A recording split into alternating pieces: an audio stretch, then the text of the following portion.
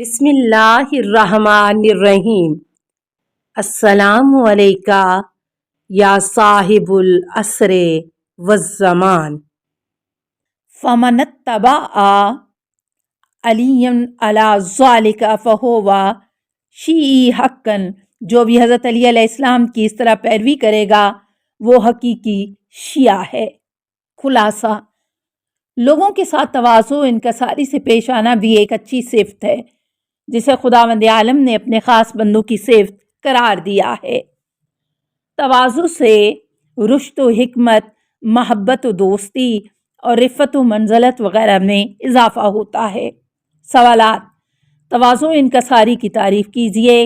Number 2، خداوند عالم نے سورہ فرقان کی 63ویں آیت میں اپنے خاص بندوں کی کیا صفت بیان کی ہے؟ نمبر 3، تواضع کے بارے میں امام رضا علیہ السلام نے کیا فرمایا ہے؟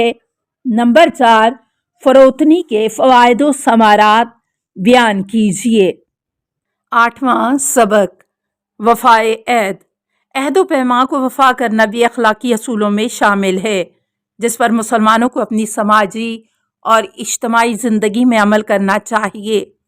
قرآنی آیات اور معصومین علیہ السلام کی روایات میں اس نمایاں اخلاقی صفت کی بے حد اہمیت بیان کی گئی ہے۔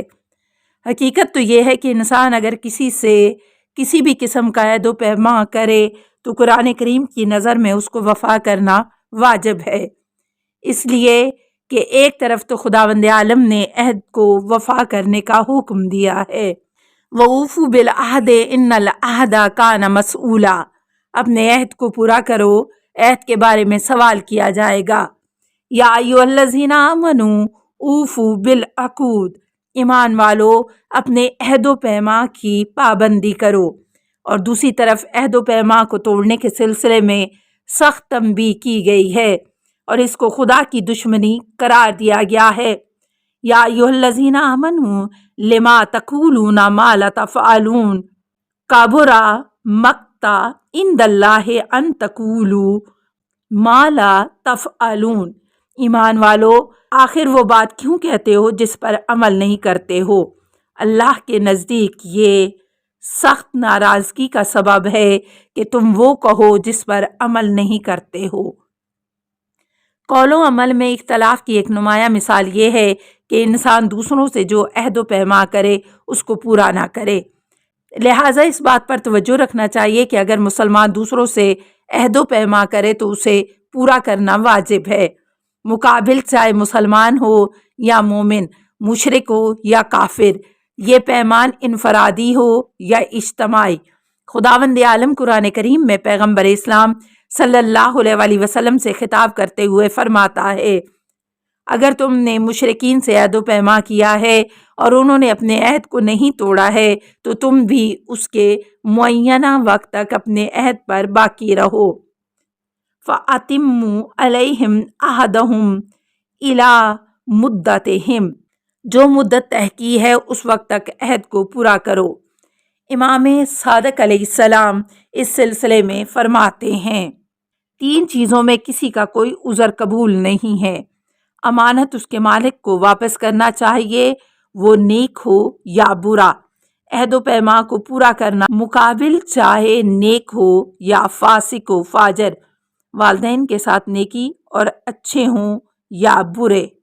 اس بنیادی نکتے پر توجہ ضروری ہے کہ سماج میں کسی سے معاہدہ کرنے کے بعد اس کی رعایت اور اس کی شرطوں کی پابندی کرنا ضروری ہے، کیونکہ پورے سماج کا نظم و ضبط، سلامتی یا امن و امان اسی سے وابستہ ہے، ورنہ اگر انسان دوسروں سے عہد و پیمان کرے اور اس کا پابند نہ رہے، مثلا کسی سے کوئی امانت لے اور اسے واپس نہ کرے تو پورے نظام کا شرازہ بکھر جائے گا اور کوئی کسی پر اعتماد نہیں کرے گا، اور نتیجہ یہ ہوگا کہ سماجی زندگی میں ایک دوسرے کی ضروریات پوری کرنے کے لیے کسی کی مدد نہیں کرے گا اور صرف طاقتور افراد ہی اپنے منافع کو محفوظ کر سکیں گے۔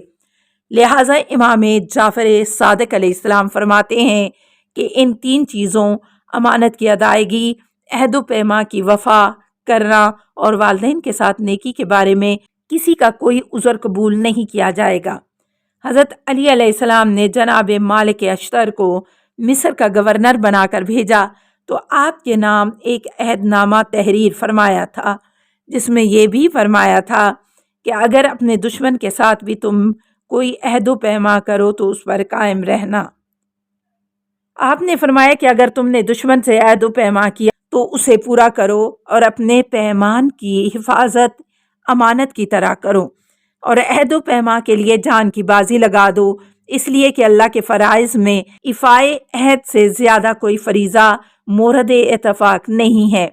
یہاں پر مشرکین بھی مسلمانوں سے جو عہد و پیما کرتے تھے اس کا احترام کرتے تھے، اس لیے کہ وہ اپنے پیمان شکنی کے نتیجے میں تباہیوں کا اندازہ کر چکے تھے، لہٰذا جس کے تم ذمہ دار ہوئے ہو اس کے سلسلے میں عذر پیش نہ کرنا، اور عہد و پیمان میں خیانت نہ کرنا، اور اپنے دشمن کو دھوکہ نہ دینا۔ یاد رکھو کہ نادان بدبخت کے علاوہ کوئی خدا سے گستاخی نہیں کرتا، اور خدا نے اپنے عہد و پیما کو امنیت قرار دیا ہے کہ جسے اس نے اپنے رحم و کرم کی وجہ سے اپنے بندوں پر عام کر رکھا ہے اور ان کے لیے پناہ گاہ بنا دیا ہے تاکہ اس کے سہارے زندگی بسر کریں اور اس کی پناہ میں رہیں، لہٰذا اس میں جیل سازی، فریب کراری اور دھوکہ دھڑی نہیں ہے۔ ایفائے عہد کی اہمیت و منزلت۔ گزشتہ بحث سے عہد و پیما کی وفا کرنے کی ضرورت بخوبی واضح ہو گئی ہے، اور ہمیں یہ بھی معلوم ہو گیا ہے کہ مسلمانوں کی طرف سے چاہے کسی کے ساتھ عہد و پیما کیا جائے اس کی وفا کرنا بہرحال ضروری ہے۔ اب یہ جاننا بھی ضروری ہے کہ اسلام کی نظر میں عہد و پیما کے وفا کرنے کی کیا اہمیت ہے اور اسلامی اقدار کے درمیان اس کا کیا مرتبہ ہے۔ اس سلسلے میں چند باتیں قابل توجہ ہیں۔ نمبر 1، قرآن کریم میں سورہ مومنون میں مومنین سے کامیابی کا وعدہ کرنے کے بعد مومنین کی صفات بیان کیے گئے ہیں۔ ان میں سے ایک صفت ایفائے عہد بھی ہے، جیسا کہ ارشاد باری تعالیٰ ہے، والذین هم لأماناتہم وعہدہم راعون۔ مومنین وہ لوگ ہیں جو امانتوں اور اپنے عہد و پیما کو پورا کرنے والے ہیں۔ تقریباً یہی مضمون سورہ معارج کی آیت نمبر 32 میں مذکور ہے۔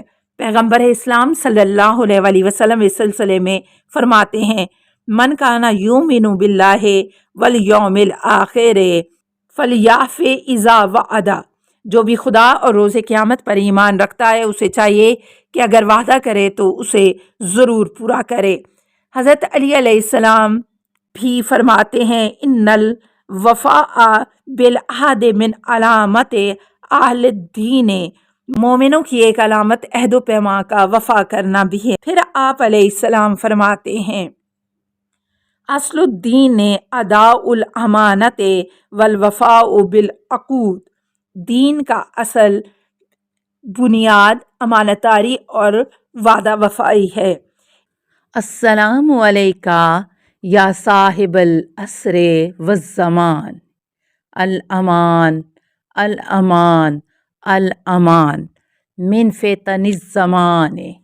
السلام علیکہ یا خلیفۃ الرحمن، السلام علیکہ یا امام الانس والجان، السلام علیکہ یا مظہر الایمان، السلام علیکہ یا شریک القرآن، السلام علیکہ یا قاطع البرہان، السلام علیکہ یا امام زماننا ھذا اجل اللہ فرجک وسہل اللہ مخرجک وظہورک۔